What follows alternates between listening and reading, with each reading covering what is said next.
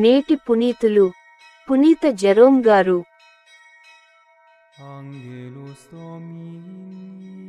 ప్రభువు దయచేసిన వానినెల్ల మరల తానే తీసుకొనెను. అతని నామమునకు స్తుతి కలుగునుగాక. సోమవారం, సెప్టెంబర్ 30, 2024. మొదటి పట్టణం యోబు గ్రంథము 1వ అధ్యాయం 6 నుండి 22 వచనాలు. ఒక దినము దేవదూతలు దేవుని దర్శింపవచ్చిరి. వారితో పాటు సాతాను కూడా వచ్చెను. దేవుడు సాతానుని, నీవు ఇప్పుడు ఎచటి నుండి వచ్చితివని అడుగగా అతడు, నేను భూలోకమున అటునిటు సంచారము చేసి వచ్చితినని చెప్పెను. దేవుడు అతనితో, నీవు నా సేవకుడైన యోబుని చూచితివా? అట్టివాడు మరియొకడు భూలోకమున లేడు. అతడు దోషరహితుడు, ధర్మాత్ముడు, దేవుని పట్ల భయభక్తులు కలవాడు, పాపమునకు దూరముగా ఉండువాడు అని అనెను. సాతాను దేవునితో, యోబు తమరి పట్ల వట్టినే భయభక్తులు చూపుటలేదు. మీరు అతని కుటుంబమును, అతని సిరిసంపదలను ఎల్లవేళలా కాపాడుచున్నారు. అతడు చేపట్టిన కార్యములనెల్ల దీవించుచున్నారు. మీ కృప వలన అతని మందలు పొలముల నిండ తిరుగాడుచున్నవి. కాని మీరు యోబు ఆస్తిపాస్తులనెల్ల తీసుకొనుడు. అతడు నా మొగము ఎదుటనే మిమ్ము శపించి తీరును అని పల్కెను. దేవుడు సాతానుతో, సరియే, అతని ఆస్తిపాస్తులనెల్ల నీ ఆధీనమున ఉంచుచున్నాను. నీవు మాత్రము యోబు మీద చేయి చేసుకోవలదు అని చెప్పెను. అంతట సాతాను దేవుని సన్నిధిలో నుండి వెడలిపోయెను. ఒక దినము యోబు కుమారులు కుమార్తెలు వారి పెద్ద అన్న ఇంట విందును ఆరగించి ద్రాక్షసారాయము సేవించుచుండిరి.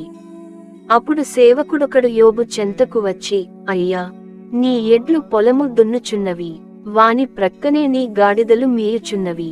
ఇంతలో షబాయియులు వచ్చిపడి ఆ పశువులన్నిటిని తోలుకొనిపోయిరి. వారు నీ సేవకులనెల్ల కత్తులతో పొడిచి చంపివేసిరి.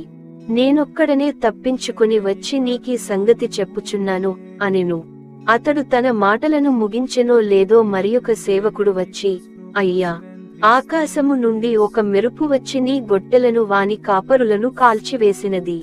నేను ఒక్కడనే తప్పించుకుని వచ్చి నీకు ఈ వార్త తెలుపుచున్నాను అని పల్కెను. అతడు తన మాటలను ముగింపకమునుపే వేరొక సేవకుడు వచ్చి, అయ్యా, కల్దీయులు 3 దండులుగా వచ్చి నీ ఒంటెల మీద పడి వానిని అపహరించుకుని పోయిరి. వారు నీ సేవకులను కూడా కత్తులతో పొడిచి చంపివేసిరి. నేను ఒక్కడనే తప్పించుకుని వచ్చి నీకీ విషయమును తెలియజేయుచున్నాను అని పల్కెను. అతడు తన పలుకులను ముగింపక పూర్వమే ఇంకొక సేవకుడు వచ్చి, అయ్యా, నీ కుమారులు కుమార్తెలు వారి పెద్ద అన్న ఇంట విందు నారగించి ద్రాక్షసారాయమును సేవించుచుండిరి. అంతలో ఎడారి నుండి ఒక పెనుగాలి వచ్చి ఆ ఇంటి 4 మూలలను బాదెను.